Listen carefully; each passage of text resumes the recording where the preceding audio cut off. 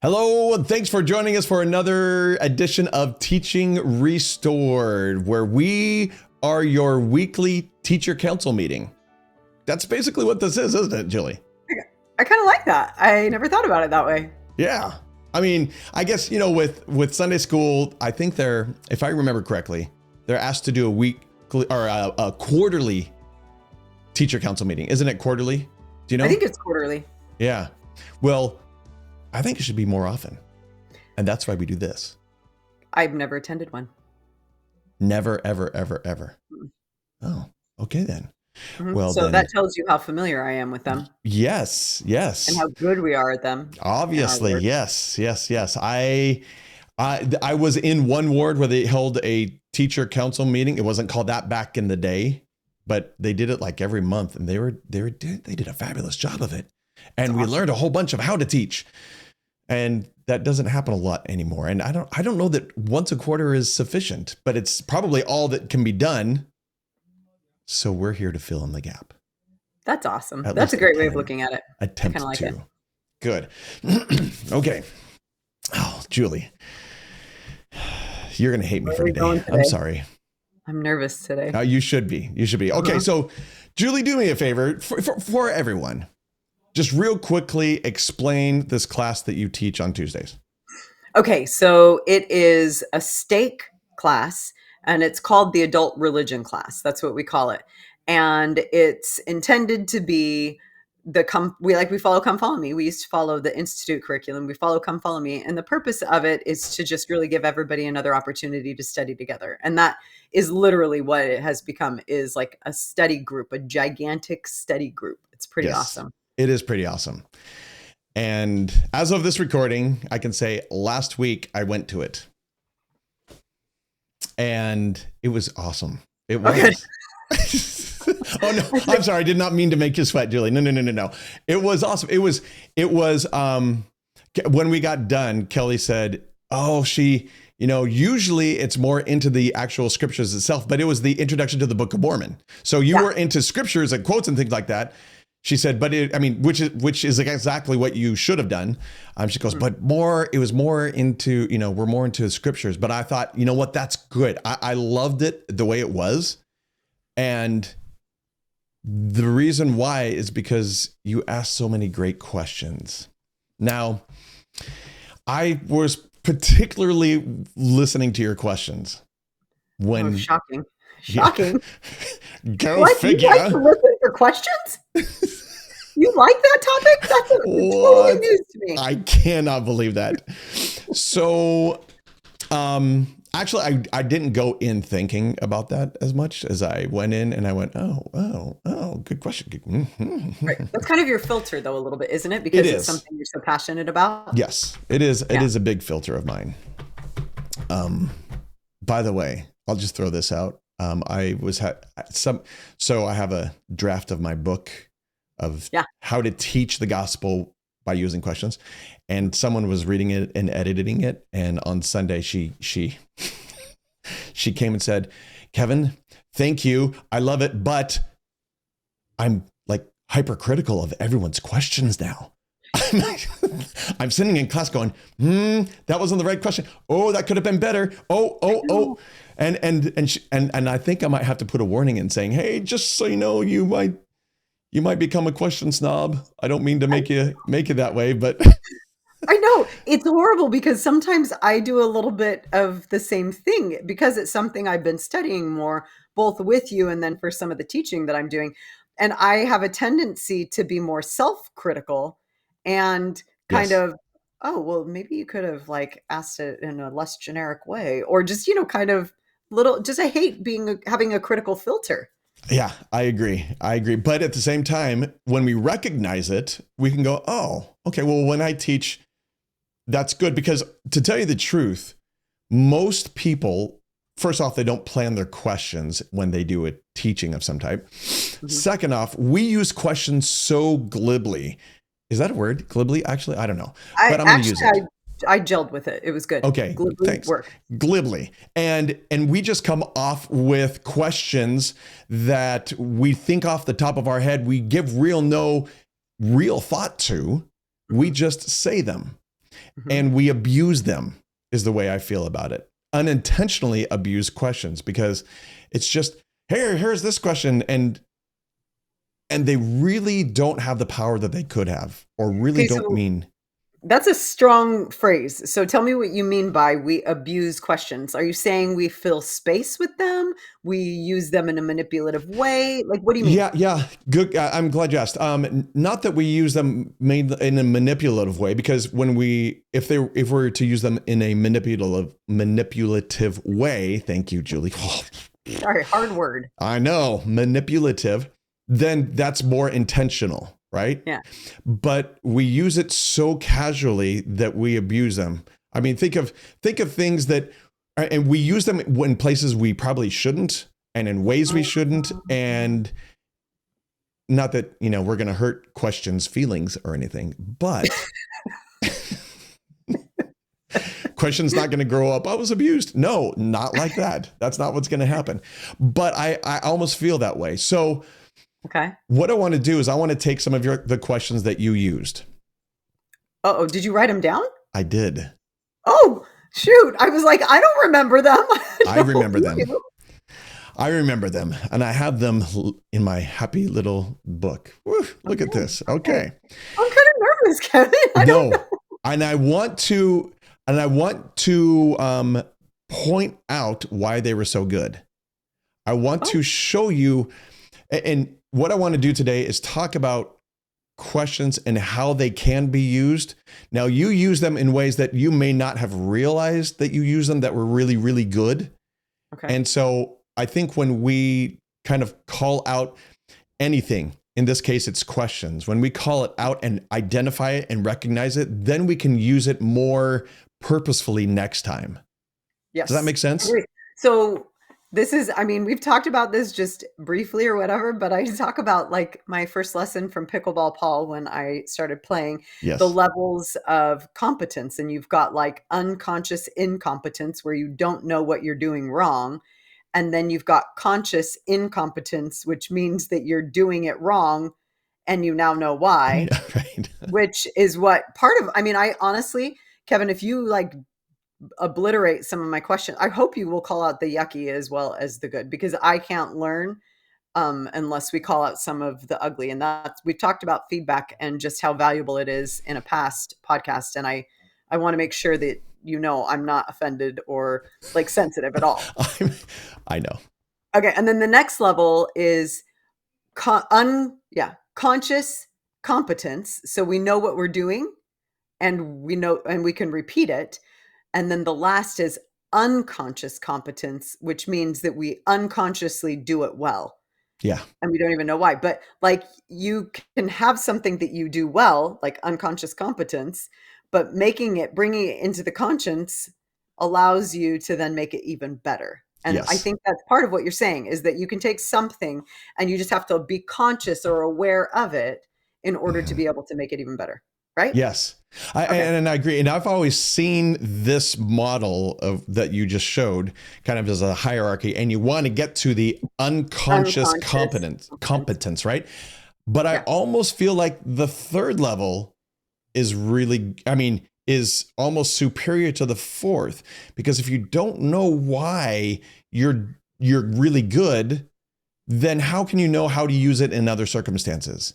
So here's in gospel learning. Okay. If you get to the point of being unconsciously competent, you get complacent. Yes. And exactly. So the goal, I don't think it's not like you achieve that. It's like in different skills, in different areas, you kind of bounce back and forth, but you can, like in pickleball, I can get to a level where I'm unconsciously competent, but you better believe that I'm still going to want to get better because I'm no pro, right? And so I'll go back to the things that I'm doing and conscious of in order to improve even more. And so improvement doesn't happen in unconscious competence. It happens in the other levels. Yes, it does. Right. You're right. Here's a quick example. During high school, I dove springboard diving competition, right? Instead of swimming, I did springboard diving. Okay. Cool. And our coach would always sit in his chair, just totally laid back with his hands back behind his head, leaning back. And he'd say, nope, do this. Nope. We'd do a dive and he'd go, nope. Okay. You need to do this, do that. And in my junior year, I was like, dude, we have never seen you in the water once. Oh. Can you even, you're telling us all this stuff. Can you even dive? Fine. He jumped up on the board and went and landed it. And we're like, okay, never mind. You know what you're doing. Okay. Yes. So we knew he was consciously competent in that he knew exactly what was going on and how to do it. It wasn't just a kind of off the top kind of thing. He knew it and he was coaching us in it. And we needed to be that as gospel teachers. We need to know what we do well and why we do it well so we can use it and so we can even teach that. And so we can repeat it also. Yes. Like use it, do it, teach it, repeat it. Right. Build on it. So let's do that. Okay. Okay. I'm ready. So there were 6. So we know about the different, I'll call them the different question answer types, right? Mm-hmm. We've got binary, et cetera, et cetera. Well, just name them for those who don't. We've got binary, factual, informative. No. Sorry. No. Binary, factual, explanatory, introspective, and then transformative. Right?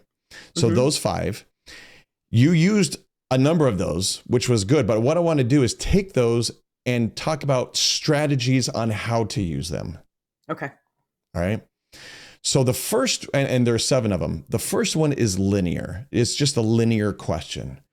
For example, near the end, you asked, how are you going to seek Jesus as you study? Okay. It's a question, and then there's an answer to that. And that's, if someone just asks that out of the blue, that's more of an explanatory question, but you asked it in an introspective way, which was wonderful for people to really think and dive deep and go, oh, how am I going to do that? And come up with some good answers. So linear questions are, I think, the ones that are used most by teachers. Here's a question, there's an answer. Either they're looking for it or maybe even not, but it's a question and an answer, and there's no huge strategy behind that except to ask a question. And I think that's kind of the default for people. Can you define a linear question for me? Is that the definition that there is a question, there is an answer? Question and answer. And there's no other thought behind, I'm going to ask this question and we're going to get an answer and sounds good. Okay. And those will be that definition will be very in contrast to everything else that I'm going to talk about. So it'll make more sense. Okay. Okay. So here's another question you asked. You, as we're going through the introduction to the Book of Mormon, you asked, what is a remnant? Remember that? Yep, I do. Okay. Now I call this the unforeseen gap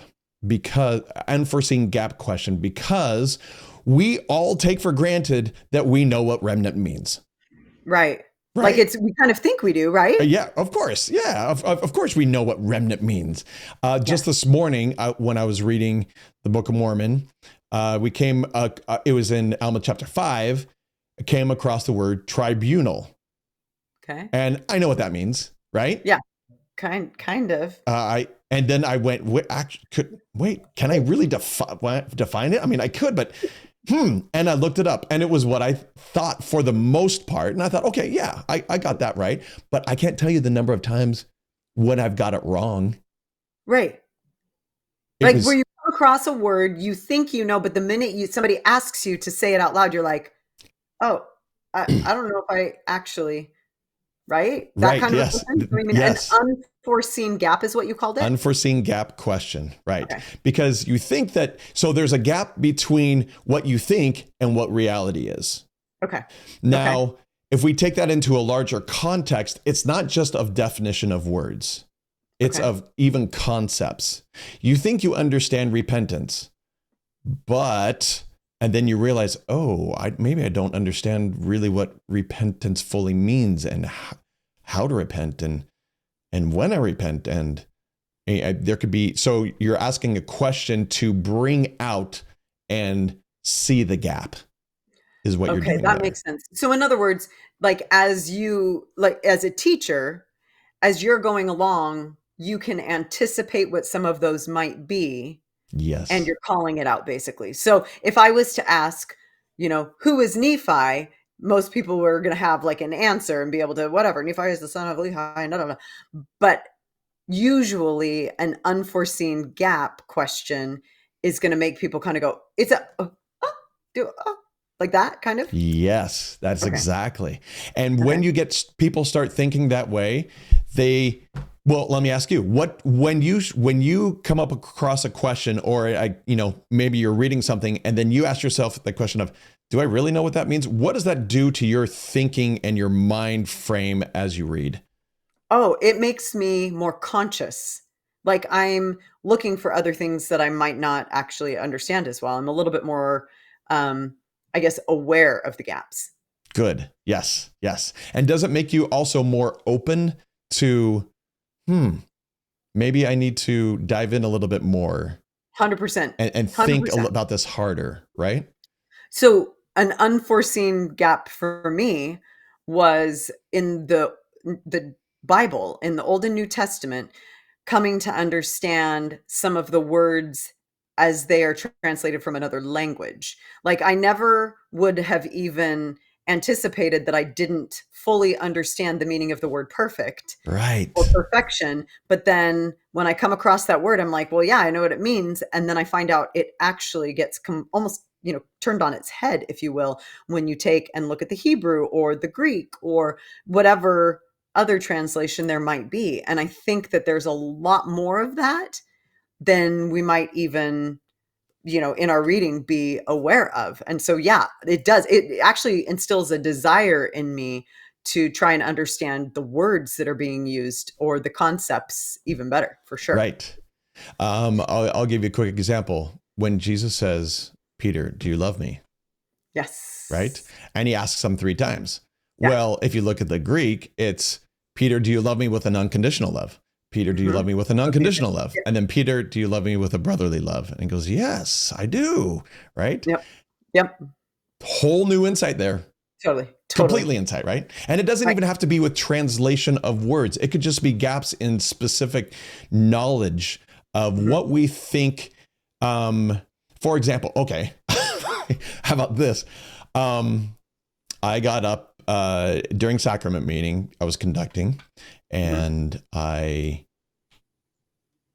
someone was just baptized, and then I said, all right, we will do her. And I was supposed to say, obviously, her confirmation now. And I don't Hmm. remember what word I used, but it wasn't quite right. And I was like, what's the difference? Wait, what? I did that wrong. And And I had to, you're over the pulpit talking. oh, I mean, there may have been a little bit of that, but as I kind of turned away, I went, no, that's not, wait, what? That's what But I was. yeah, it was kind of just a little that way. But in my mind, I was going, wait, okay, why did I just blank on that word? What does Right. that word mean? What other words could I have used? And then Yep. what it does is it opens up this gap for me to be able to do some more research and fill in my gap. And so I don't have that gap anymore. And really what you're doing as a teacher is like you said, anticipating what those gaps are for your students, and then or pointing out the gap that they don't realize they have. Mhm. And then it naturally sucks them in. Yes. They Yes. Yes. naturally want to go, oh. So you want an engaged audience, you use an unforeseen gap question, and all of a sudden they're sucked into wanting to learn and trying to fill in that gap. Okay, so for those of us who are super linear thinkers, not linear question, that's not what I Right, mean, right, but right. like kind of, so I'm trying to fit this in with the 5 types of questions. And if I'm thinking about it correctly, almost always an unforeseen gap question will be a factual question, meaning that there is a right or a wrong answer to it. Correct? I would say factual or even Or explanatory. explanatory. Yep. Because explanatory gets at opinions more. Right. But factual actually if I remember right from one of your slides that I've studied, you actually have on factual, it could, like, there's a right or a wrong answer, but it also could be a point of view. Yes.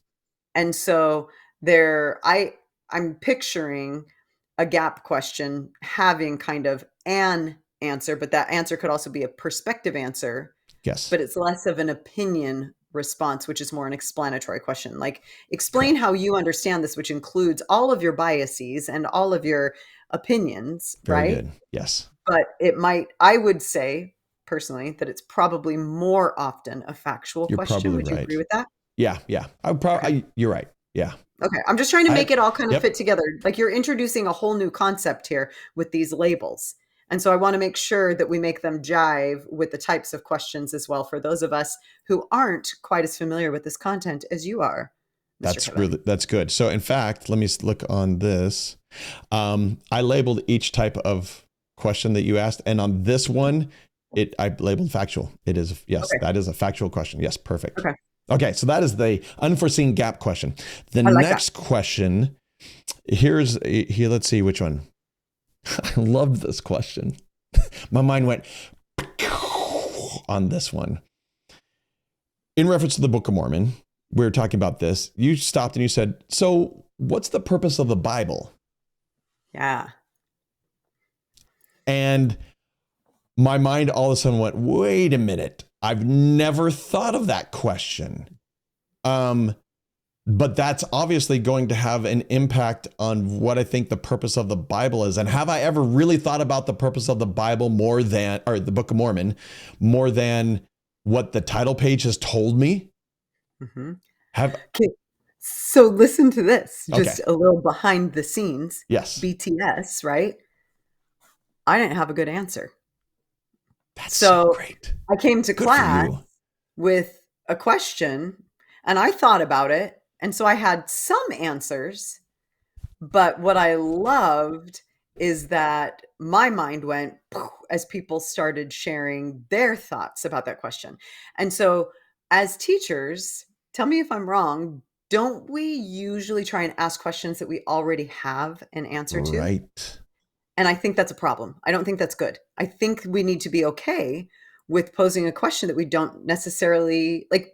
Instead of fishing, I don't know if one of your categories is a fishing question because we're fishing for the right answer, but we ask fishing questions all the time. All the time. And so I think that part of what we need to be comfortable with is actually asking questions we don't have an answer to. So, not to derail, but BTS, I didn't really have a great answer to it, but I'm like, I think this is actually an important question. It was. I felt it was, because it made my mind expand more than I had expected to. And in just one simple question, my mind went somewhere where it had never gone before. And I loved that. So I call that the angle question, where you come at it from a totally different angle and you look at it like it's kind of looking like at the dark side of the moon. That's a side that we have never seen before, but it gives us a more full picture of possibly the front side of the moon.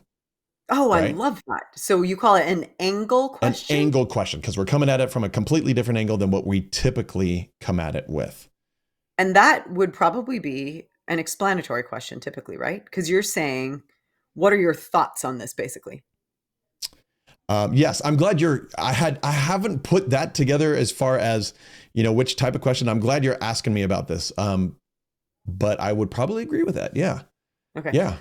Part of why I'm Mhm. asking you about this is because if you are, I am such a kind of, you've told me something, I'm locking it into my brain. Everything else has to then fit in that box. Makes Does that make sense. sense? Yes. And if your framework for the questions is these 5 types of questions, you can't bring in a whole new vocabulary without connecting it to those 5 That's types. good. Thank So you. that's why I'm doing it. I love it. Thank you. Perfect. Yes.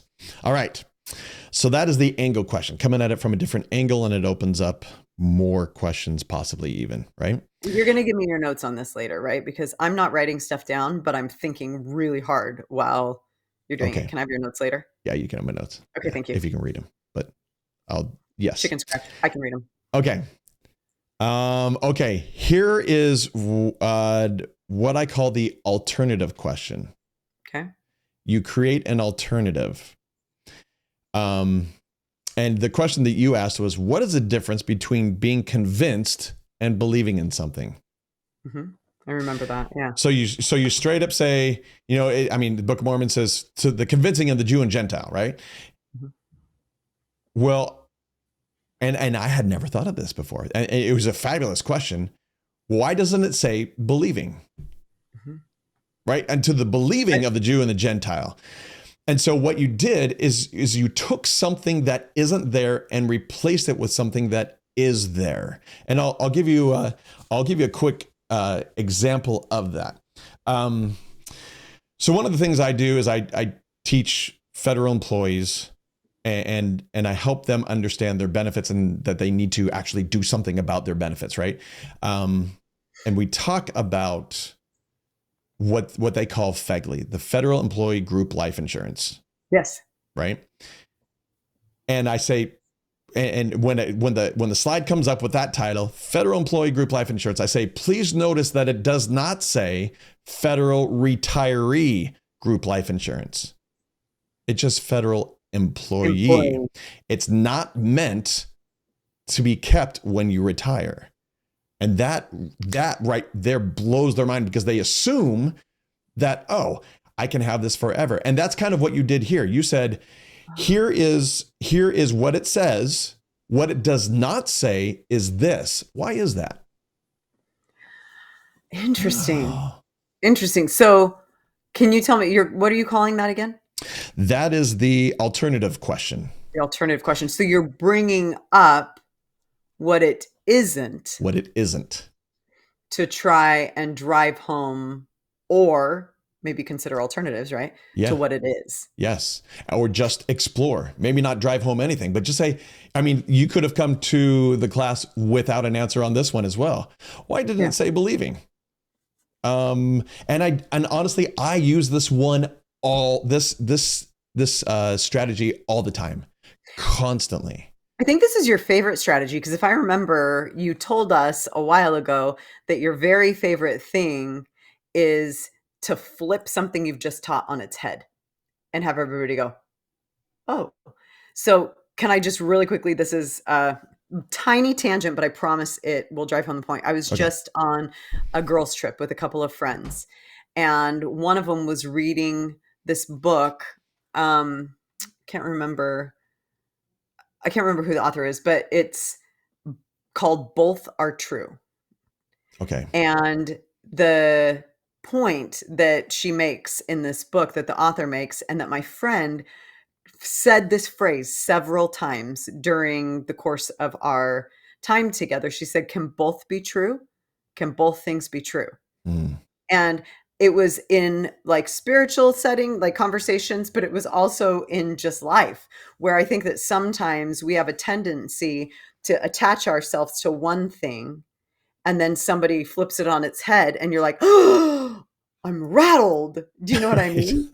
Like, and this happens in the gospel a lot. This is a lot of people leave the church over this. Yes. Because something that they have really attached themselves to, somebody asks an alternative question, right? Alternative. Yes. Alternative question. Somebody asks them or poses or comes to their attention that there is an alternative, this alternative question. And that question they assume has to flip whatever they have always believed on its head. And instead, what I hear you saying is that the point of asking an alternative question is to say, do I need to flip this in on its head, or can both things be true? Would that be true? I hadn't thought of it quite that way, but that is absolutely how it can be used. Yes. Yes. I hadn't thought of it quite that way. I think that the reason that I say that is because I feel like in the classes that we teach, part of what we're facing right now is, kind of a lot more apostasy and a lot more. I mean, we are in the last days, right? Right. And men's hearts are failing them all over the place. Right. And we are all at risk, every single one of us.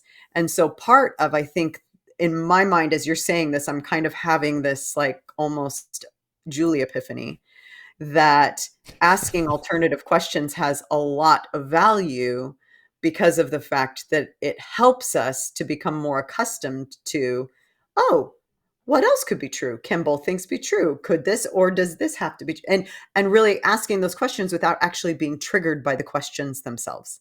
That's good. I So have not thought about it in that context, but I love that. That's another way that yes. okay, Yes. okay, I okay. like that a lot.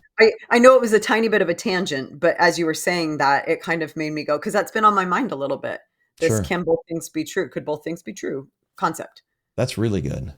I like that. Kind of Thank cool. you. So, alternative questions. Yeah, we'll just leave it at that. That's great. Okay. Alternative. Now, let's see. Okay. Here, this one, the words are similar, but they're not the same. This one, so here, let me read the question that you asked.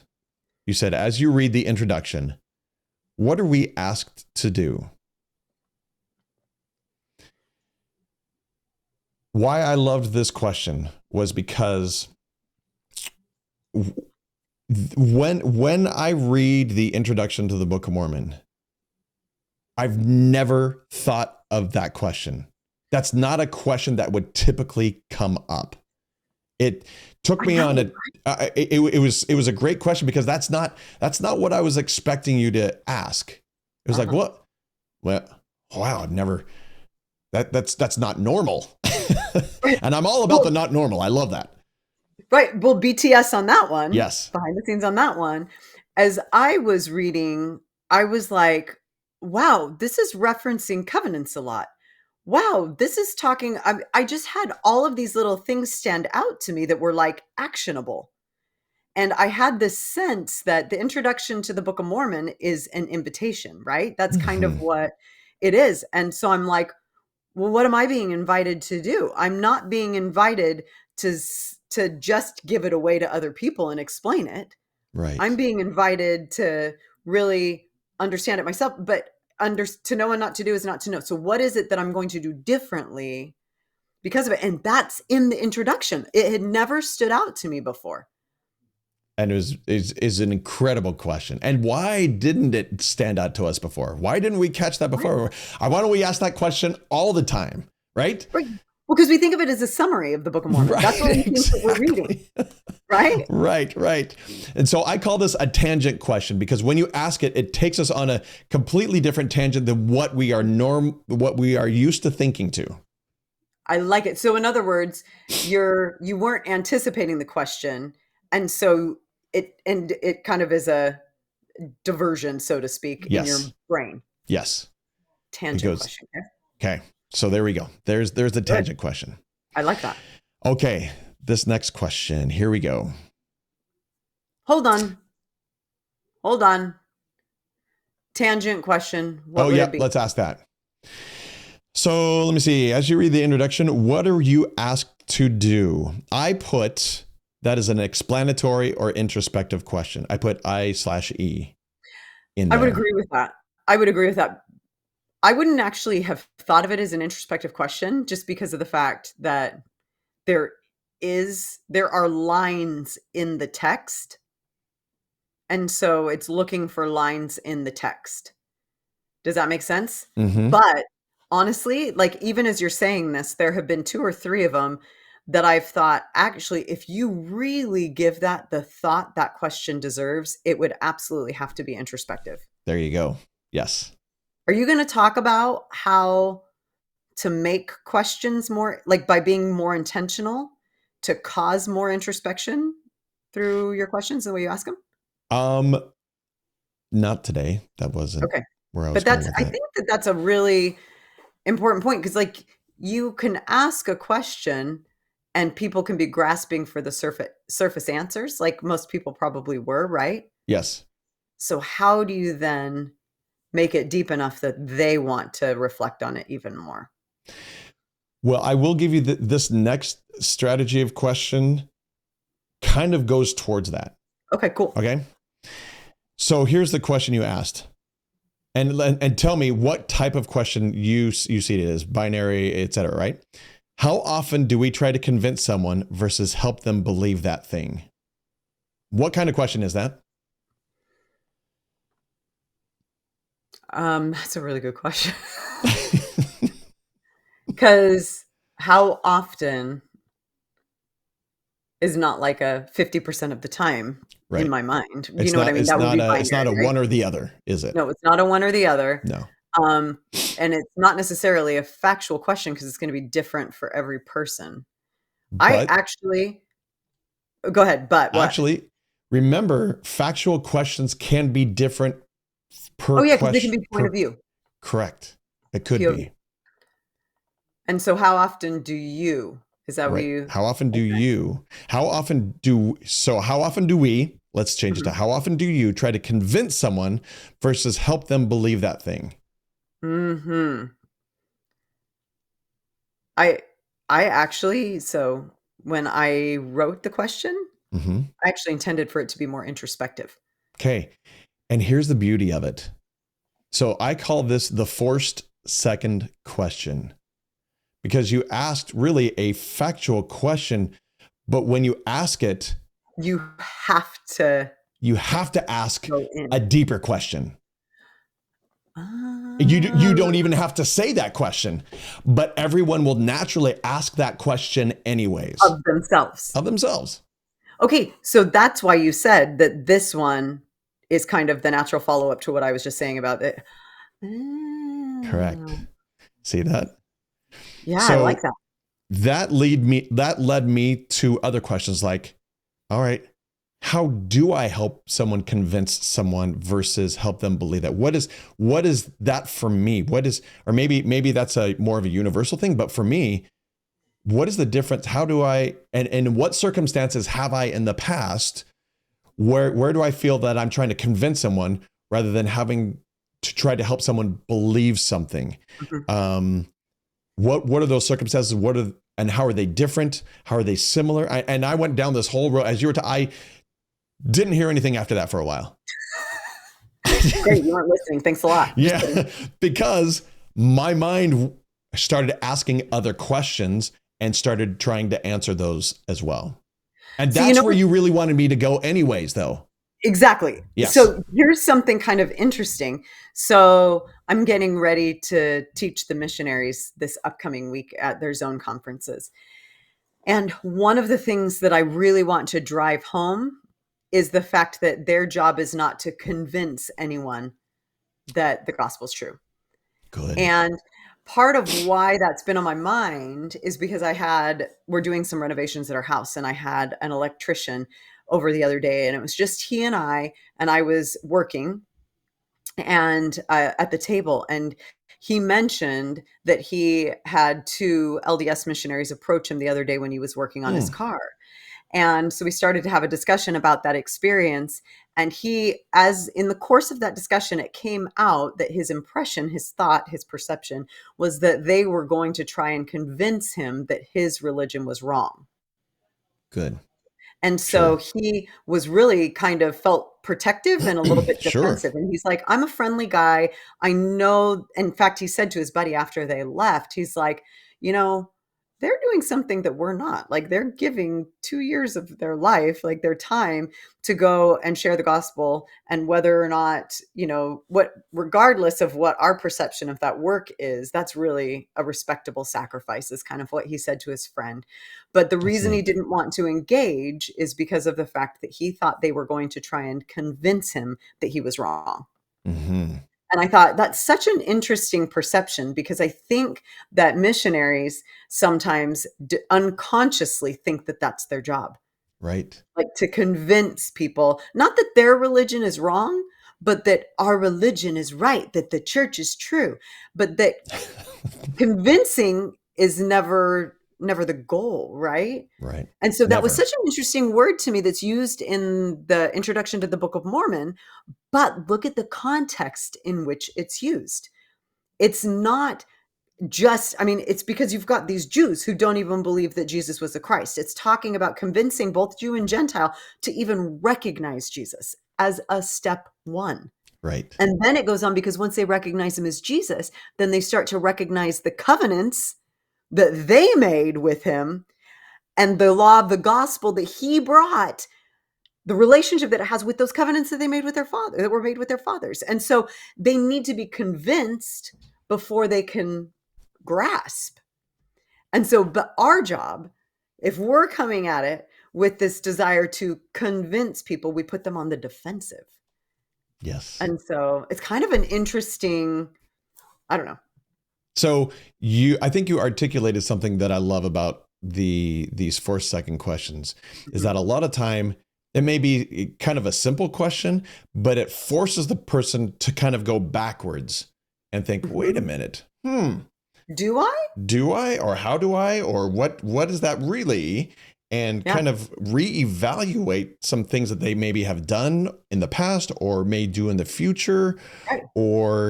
And it could go the opposite way as well. Ask this question and then it forwards them into the future of what am I going to do from here on out? Right. Right. You can use that then.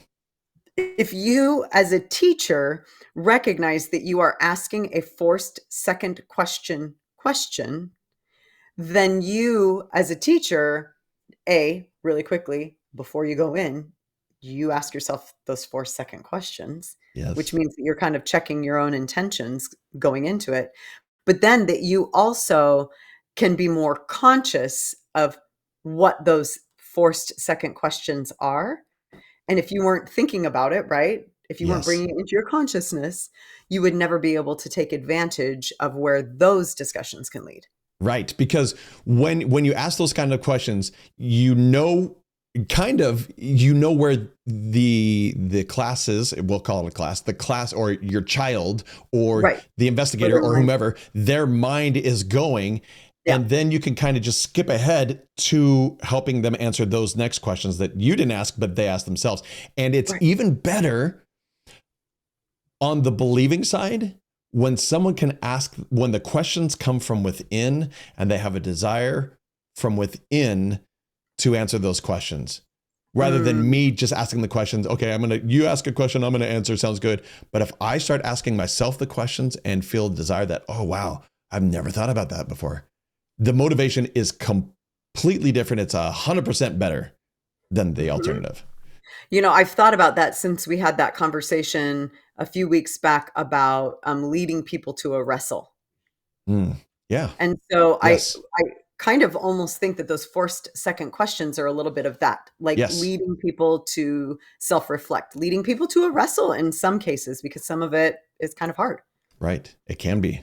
Right. It can be. Because to be totally honest with you, when I asked myself some of the 4 second questions that I didn't even know I was asking myself because I was unconsciously incompetent at the time. Now I'm consciously competent. Thank you, Kevin. But when I was asking myself some of those questions, part of why it resonated with me to ask that is because I'm guilty of doing what I talked about. Like I love convincing people. Of convincing people. Yeah. So I asked the question and reflected and was like, maybe if I'm guilty of this, other people will also be guilty of it. And we can all just commiserate in our guilt. Right.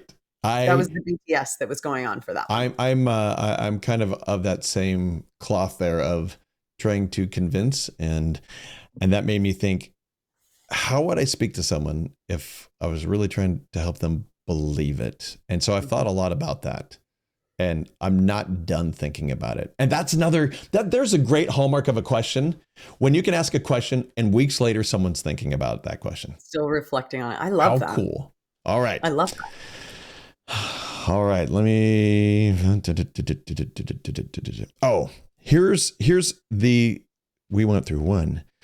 Let me just make sure. 1, 2, 3, 4, 5, 6. Okay, here's the 7th question. You did not ask this 7th question style, this strategy here, but I wanted to bring it up because it was another one that I thought was really good. Okay.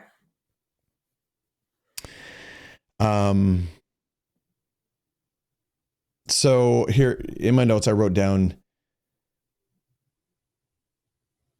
you know or feel, and you point out and you ask how to reconcile it. I'm just reading straight from my notes here. Because that made no sense. Yeah, absolutely. As I read it, I thought, well, I'm going to say, actually record this sentence, and it doesn't make even sense to me right now. But here's an example of it. So does God love his children? Yes. Then why in the world, why would he set something in place where some people will go to hell? So tell me what type of question this is. So they're kind of asking two questions. You're asking a question, first off, that everyone will go, yeah, duh. And then you're asking a contrary question, which is what this is called, a contrary question to it. And then you're making them, it's similar to another, it's similar to the alternative, but you're bringing on, it's two questions together, and then you're making them think, oh, wait, there's a huge contradiction here.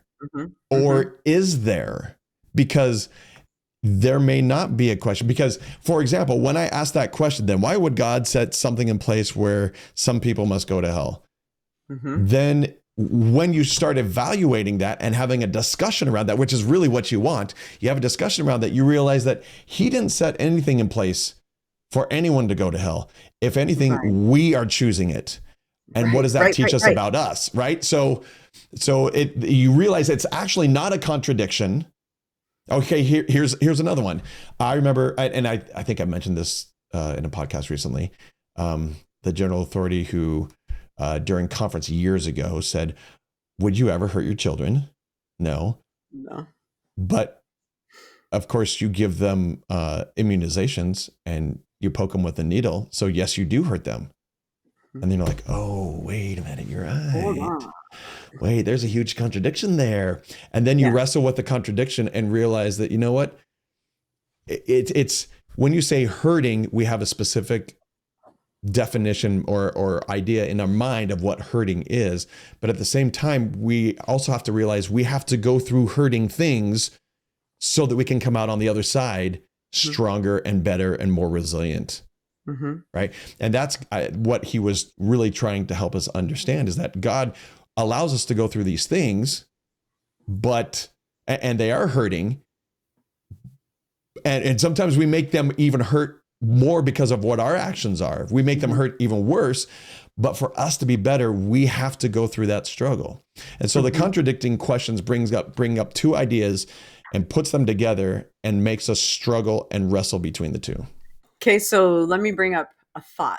So part of what I hear coming out, and tell me, maybe you've thought of this, maybe you haven't, is that those second questions, the contradictory questions or whatever that you ask, if you were to ask them as standalone questions, they A, might be less powerful, and B, might actually take you on a tangent versus asking the binary question first, the duh question, right? People can then connect it to the principle of the gospel, the foundational truth that they believe in, so that when you ask the contradictory question, you're butting up against a truth rather than going in a direction. Absolutely. So you're grounding yourself with something that they know to be right and true. Here it is. Then why this? Oh, there has to be some reconciliation behind that.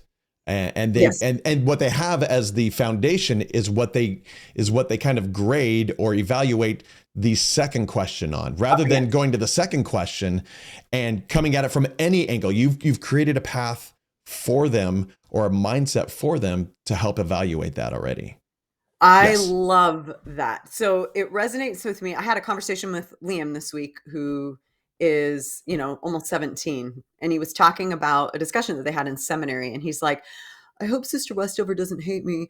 And I'm like, what are you talking about? And he's like, well, in seminary today, I was asking a lot of questions and I kind of derailed the conversation. And I'm like, well, tell me what you mean. Help me understand. And he shared with me that he kind of pushed on a few points that were being made, not in like with any intent to derail, but really with the intent to reconcile some contradictions that he saw. And as he was kind of wrestling with this, he said that they let the class wrestle with it. And I was like, oh, high five. Like, let the kids discuss it and wrestle with it a little bit. They didn't just like shout out answers and say, let's shut this conversation down by giving the right answer. Yes. They let the class wrestle with it for a little bit. And Liam was still thinking about it and reflecting on it. And interestingly, when he started to talk to me about it, the way that I was able to respond was by using contradictory questions, because he couldn't find an answer to parts of it. We got to the point where neither of us really had answers. And so I said to Liam, I'm like, okay, what do we know? Like, what do we know here? And we could say, do we know that God loves everybody, not just, certain people? Well, absolutely.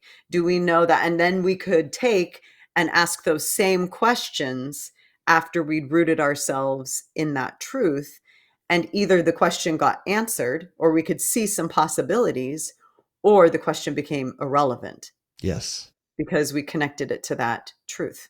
That's great. I love that. And so you used it with Liam.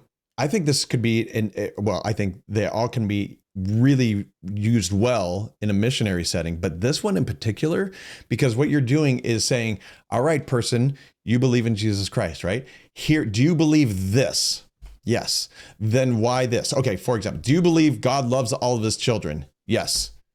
Then why did he? And that's kind of the place that I was coming from when I asked this original question here. Then why do you think that he set up a place where most everyone is going to go to hell if they don't believe in Jesus Christ while on earth? Mm-hmm. Oh, wait. Right. He loves his children, right? All of them? All of them. Every single one? Every single one. Well, then why would he do that? Right. Right. And in a convincing way, right? I almost hate to say that, but in a convincing way, you can use that like that, or you can just use it in more of a discovery way. Yeah. Why would we do this? Let's discover what this is. You may not even have the answer, but because a lot of those questions honestly will come up impromptu. If you know that they are a strategy you can use, they can come up right off the top of your head, and you can struggle with them through it and lead them through it. But if you don't know that the strategy is even there, it can just be a struggle, period. And that becomes really difficult.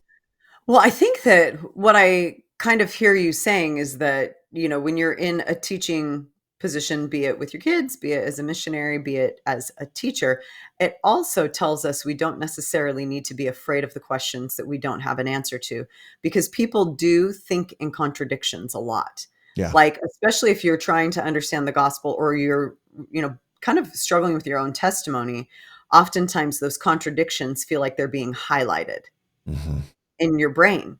And so instead of, kind of having people be afraid to bring their authentic questions, which are oftentimes contradictions, you can set the stage where you have a pattern almost for teaching, where you say, okay, so let's do the same thing we were just talking about. Let's go back to, what do we know? What is the truth that we do know? And have them set up the binary question almost. Do Yeah. you see what I'm saying? Yes. Like, have them say, what do we know? Okay, so we all agree upon this. Yes or Yes. no? Yes. We all agree upon this. Yes. And then build from there. Yes. I love the way that you approached that with Liam and asked those binary questions, and one of the powers of binary questions is that they're simple, and you can set some rock solid foundations by using binary questions, and then jump to something else. And then you already know this. These are solid.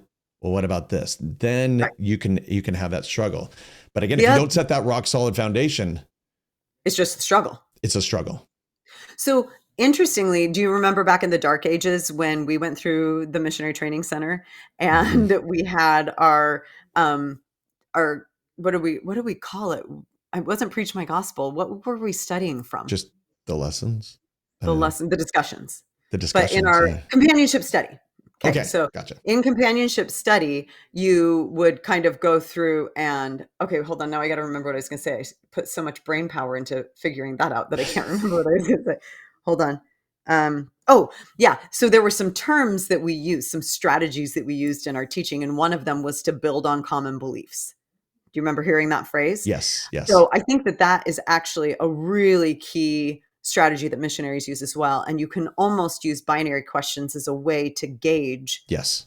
another person's belief system. And so if you are building on common beliefs and you can ask, that's part of the power of binary questions, is getting to that point so that when you set up the contradiction, you already have the foundation for it, because you can't, for example, set up a, oh, well, duh, question with somebody if you don't already understand what their beliefs are.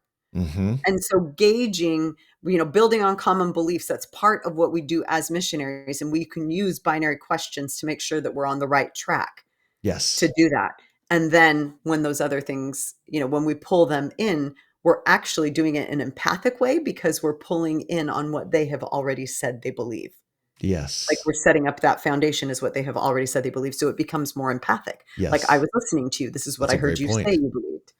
Yeah, I like that a lot. And I want to make sure everyone understands you don't have to answer it. Again, you Yeah. can Don't be afraid. you can set that contradictory question and just kind of let it hang Mhm. and let it go. Oh, wow. Set up that and let them even wrestle with it for like the next week or for a few days Right. if it's with your child. Just throw Right. it out there. Okay. And then maybe come back to it later on and say, okay, so what did you think? Because Yeah. it's I sticking in mean, the brain. don't not come back to it though. Like, Right. that's one of the things that I've kind of started to realize is that I sometimes will be like, "Ooh, let's think about that." And then I'll be like, "And life got in the way." Like, I Right. really do try and make sure that I come back to those questions. Which again, if you know what you're asking and you know the strategy you're using, like a contradictory question there, Yeah. then you will remember to go back. Hopefully, more likely to remember to go back than if you don't realize what you're using and the strategy that you're using, you could Mhm. easily forget about it and move on. But if you Yes. do it intentionally, you know that, okay, I have to follow up with this one and make sure that we actually Right. get to it. Right. Yeah. Right. So good. So let me recap real quickly. Okay. We've got linear questions. You ask a question, there's an answer, you expect that. The Mhm. unforeseen gap question, where you think you know, but you bring it up and you dive in deep and you go, actually, I didn't quite understand that correctly, right? Mhm. The angle questions, where you come from at a totally different angle, like the question, what is the purpose of the Bible? When you're talking about the purpose of the Book of Mormon. Let's look at Yes. it from a different angle from Different there. angle. Dark The side of the moon. what was that? Dark side of the moon is what you Dark, called it. dark side of the moon. Then there's the tangent questions, where question is, as you read the introduction, what are you asked to do? That's a question that you would not typically ask in that context at all. Yes. Yes. It seems totally off in left field, but it completely makes sense. Yes. Then the forced second question, you ask more of a binary or a factual question, and they are forced to go deeper. They are Mhm. forced to ask more questions than just what you asked. Yes.